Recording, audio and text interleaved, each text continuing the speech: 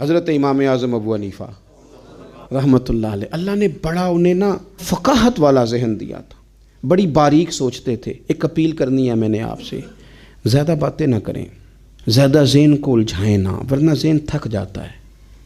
تھوڑی دیر خاموشی اختیار کریں، اللہ کے فیصلوں پہ راضی رہنا سیکھیں، مختصر سی بات کریں، محسوس ہوگا کہ زبان پر حکمت جاری ہونے لگ گئی ہے۔ اور اپنے آپ کو تھوڑا محدود کرنے کی کوشش کریں، تھوڑا وقت مصلے پہ دیں، ایک کام زندگی میں کریں، زیادہ جگہوں پہ اپنے پیر نہ پھیلائیں، ورنہ کوئی کام بھی ٹھیک نہیں ہوتا۔ ایک کریں پر صحیح کر کے کریں، سونا کر کے کریں۔ اپنی زندگی میں جب آپ حکمت کے ساتھ، خوبصورتی کے ساتھ، تھوڑے انداز کے ساتھ آگے بڑھیں گے، ہمیں محسوس ہوگا کہ یار یہ کام تو کم از کم مجھ سے صحیح ہوا۔ آپ جس شعبے میں اس میں کمال پیدا کریں، لیکن کہنا مجھے سارا ہی پتہ ہے، میں سب ہی جانتا ہوں، میں ہر چیز میں الجھوں گا، تو پھر کوئی کام بھی ٹھیک نہیں ہوتا۔ امام صاحب فقیہ تھے، اس میں انہوں نے درجہ عروج حاصل کیا، کمال سمجھ اللہ نے عطا فرمائی، کمال۔ اور وہ اس طرح کی رائے دیتے تھے کہ بڑے بڑے سمجھدار لوگ کہتے تھے کہ کمال ہو گئی، بلکہ ان کے اساتذہ امام اعمش رحمۃ اللہ علیہ آپ کے اساتذہ میں سے ہیں۔ کچھ حالات ایسے ہو گئے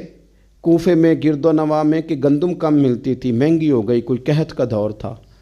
تو اب جو چیز کم ہو جائے وہ گھر والے اس کا مطالبہ بھی زیادہ کرنے لگ جاتے ہیں، جو پڑی ہوتی ہے اس پر توجہ نہیں ہوتی، جو نہیں ہوتی اس کا ذکر بار بار ہوتا ہے۔ تو آپ کی اہلیہ روز کہتی آٹا ختم ہو گیا ہے، اور روز تھیلا تھما دیتی آٹا لے آئے۔ اب اتنے بڑے عالم تھے، 2 4 5 دفعہ تو وہ گئے، پھر اب ہر جگہ سے ملتا بھی نہیں تھا، تو انہوں نے پھر تھمایا تھیلا، تو سمجھایا کہ نہ اتنا تنگ کرو، تھوڑا گزارا کرو، سب کے ساتھ ہی حالات ہیں۔ وہ پھر انہوں نے کہا تو غصہ بھی بندہ ہو جاتا ہے، تو غصے میں کئی دفعہ ہم ایسی بات بھی کرتے ہیں جو بعد میں ہمارا خیال ہوتا ہے کہ نہیں کہنی چاہیے تھی، یہ ذرا زیادہ ہو گئی یار، خود پچھتاوا ہوتا ہے، مانے چاہے نہ مانے، احساس ہوتا ہے کہ یہ جملہ تیز نکل گیا، نہیں کہنا چاہیے تھا۔ تو امام صاحب اتنا ناراض ہوئے اپنی اہلیہ سے کہ کہنے لگے آج کے بعد تو نے تھیلا تھمایا نا آٹے والا، یا آٹے کا کہا تو یہ 3 طلاقیں، تو فارغ ہے میری طرف سے۔ بڑھاپا ہے، اتنی عمر ہے، اتنے سخت بات کہہ دی، اہلیہ رونے لگی، امام صاحب بھی پریشان ہو گئے۔ بعد میں انہوں نے پیغام دیا اب کرنا کیا ہے، کہنے لگے کچھ سوچتا ہوں۔ آپ کی اہلیہ کو پتہ تھا کہ امام اعظم ان کے شاگرد ہیں، ہمارے بڑے فرما بردار ہیں۔ انہوں نے نا 1 2 دن کے بعد پیغام بھیجا کہ اب آٹا بھی ختم ہے، کہنا بھی ان کو ہی ہے، اور انہوں نے بڑی سخت بات کر دی ہے کہ اب کہا تو 3 طلاقیں۔ تو امام صاحب سے مسئلہ پوچھا کہ اب بتائیں کرنا کیا ہے، پیغام بھی انہی کو دینا ہے، شوہر بھی میرے یہی ہیں، پردہ دار عورت ہوں، کسی سے بات بھی نہیں کر سکتی، اور انہوں نے کہہ دیا اگر آٹے کا میسج دیا تو 3 طلاقیں۔